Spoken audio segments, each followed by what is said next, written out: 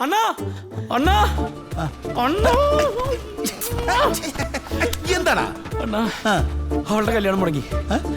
അണ്ണാ അവളുടെ കല്യാണം മുടങ്ങി. എന്താ? ഗായത്രിയുടെ കല്യാണം മുടങ്ങി. വാവച്ചു വിളിച്ചു പറഞ്ഞു.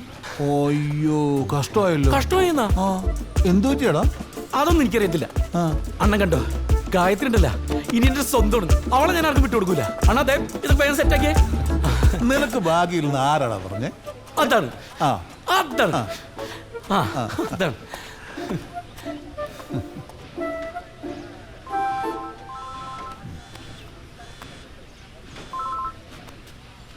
ഹലോ.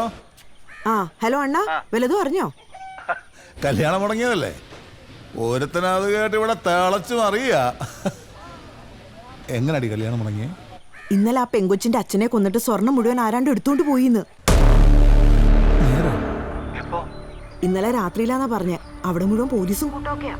ഞാൻ പിന്നെ വിളിക്കാവേ. ദൈവമേ.